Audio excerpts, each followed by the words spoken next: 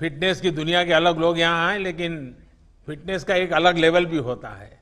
और मुझे खुशी है कि स्वामी शिव दयानंद सरस्वती जी, उन्होंने आज हमारे बीच आकर के हमें आशीर्वाद भी देने का और मार्गदर्शन करने के लिए स्वीकार किया है। आईआईटी दिल्ली से इंजीनियरिंग और एमआईटी से मास्टर करने के बाद आपने ये मार्ग चुना है।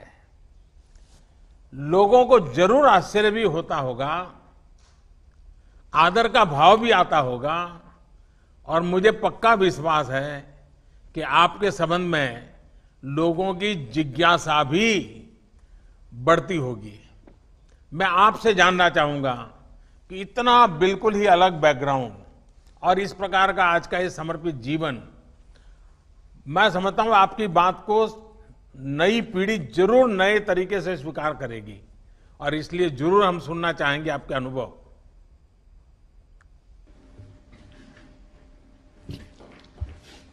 हरिओम तत्सत। हरिओम तत्सत। बिहार योग विद्यालय और योग नगरी मुंगेर के नागरिकों की ओर से माननीय प्रधानमंत्री जी को और इस कार्यक्रम को देख रहे सभी लोगों को हमारा सादर नमस्कार, हार्दिक अभिनंदन। आपने जो प्रश्न किया माननीय प्रधानमंत्री जी, उसका उत्तर भी आप एक रूप से दे ही चुके हैं। सर्वजन हिताय और सर्वजन सुखाय का जो मंत्र आपने अपने जीवन का हम लोगों के सामने रखा है,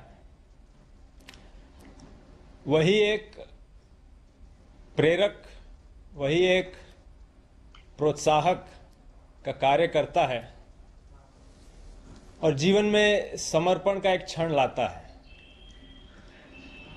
अपने बारे में कुछ ज्यादा कहना तो संकोचजनक होगा।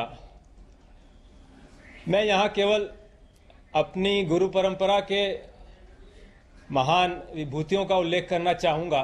उनके जीवन का उल्लेख करूँगा तो मेरे जीवन की बात भी अपने आप ही स्पष्ट हो जाएगी। हमारी गुरु परंपरा प्रारंभ होती है ऋषिकेश के स्वामी शिवानंद जी महाराज से।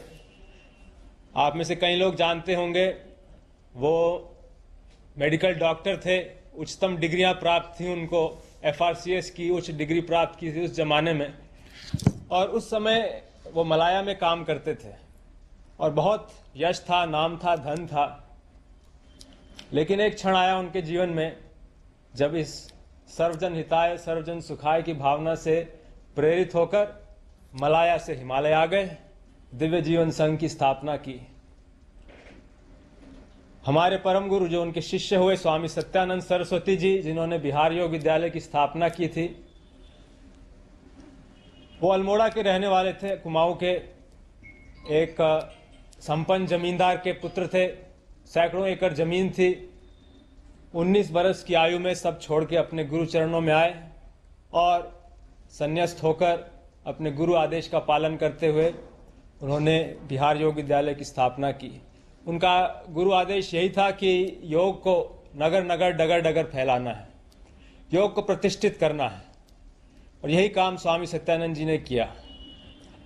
और अंत में हम अपने गुरुदेव स्वामी निरंजनानंद जी की बात करना चाहेंगे। 4 वर्ष की आयु में वो अपने गुरु के पास रहने के लिए आ गए। 4 वर्ष की आयु, जिस समय बच्चे खिलौनों से खेल रहे होते हैं, उन्होंने सब कुछ छोड़ के अपना जीवन समर्पित किया अपने गुरु के काम के लिए, गुरु के मिशन के लिए। ऐसी महान हस्तियों के सामने तो हम किस खेत की मूली हैं।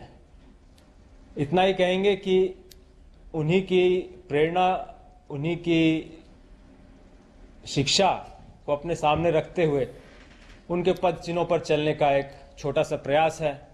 योग के माध्यम से जनमानस में हम जितना उत्थान ला सकें, जितनी एक सजगता ला सकें, जिससे लोग अपने जीवन को उत्तम, श्रेष्ठ, योगमय और सुंदर बना सकें, यही एक भाव है जो हमें प्रेरित करता है। स्वामी जी, आपने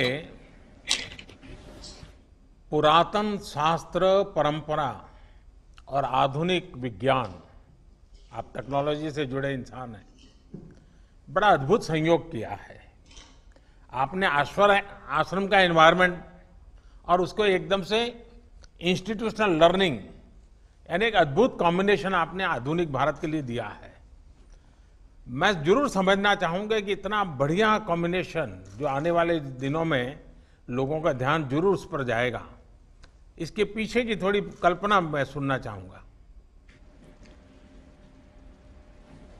इसके पीछे की जो विचारधारा है, जो हमको प्रेरित करती है, वो हमारे सभ्यता और संस्कृति की प्राचीन गुरुकुल पद्धति है। गुरुकुल में छोटी उम्र से ही बच्चे आके रहते थे, वहीं गुरु के साथ रहते थे, तो पूरा एक आवासीय माहौल बनता था जिसमें न केवल बौद्धिक शिक्षा प्राप्त होती थी, मुख्य चीज थी कि वो अनुभवात्मक रहती थी। जो चीजें केवल सिद्धांत के तौर पे कही जाती थी, अब वो जीवन में उतरने का एक मौका मिलता था। तो हमारे आश्रम में भी यही एक शिक्षण की पद्धति है। हमारे आश्रम में जितने भी सत्र चलते हैं योग प्रशिक्षण के, वो पूर्णतः आवासीय होते हैं, क्योंकि हमारा मानना है कि योग मात्र एक अभ्यास नहीं है, वो एक जीवन शैली है, जीवन जीने की विधा है।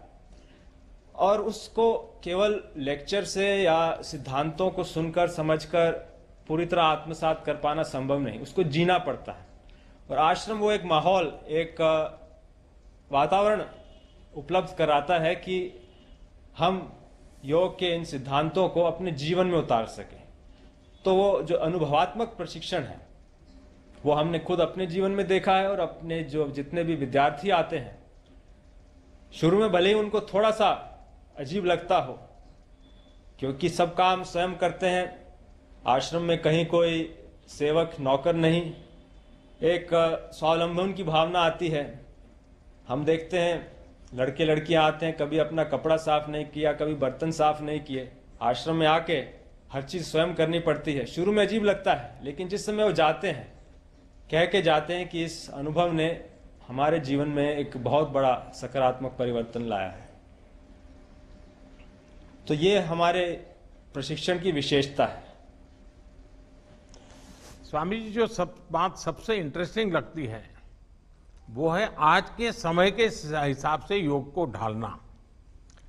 जिस तरह से समय बदला है, लोगों की लाइफस्टाइल बदली है, आपने योग को उन जीवन शैली के साथ बहुत बहुत कुशलता से उसको फिट किया है।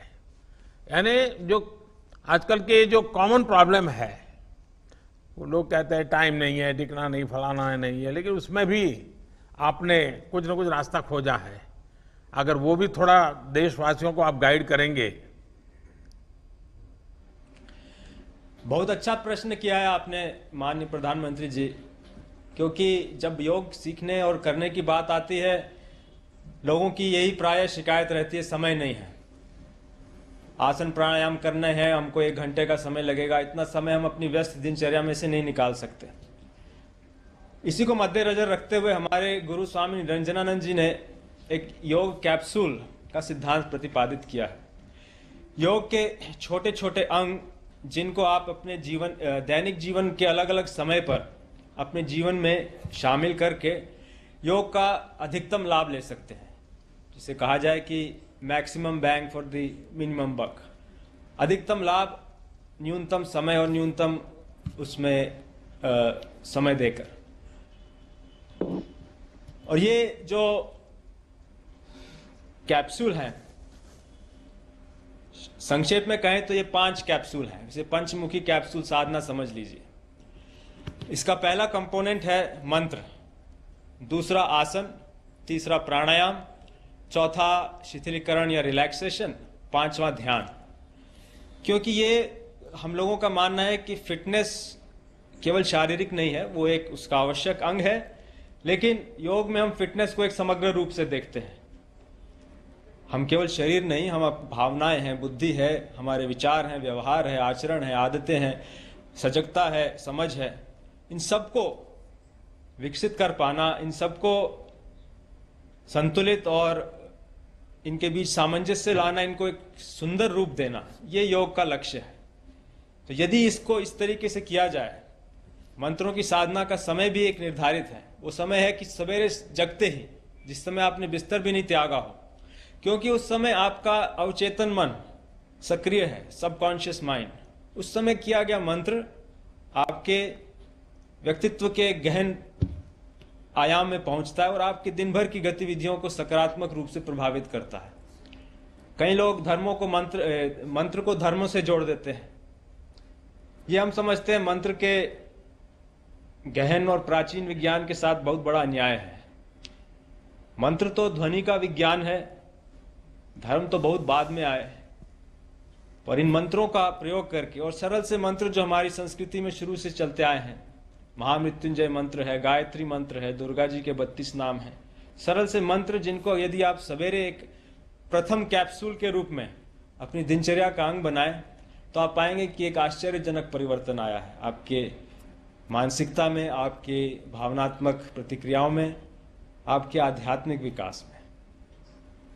स्वामी जी, आपका ये कैप्सूल का पंचामृत आपने कैप्सूल की तरह ही आज परोसा है और मुझे विश्वास है कि आपका ये कैप्सूल का पंचामृत सबके भलाई में काम आएगा। लेकिन आपने समय दिया, आशीर्वाद दिए, मैं आपका आभारी हूँ।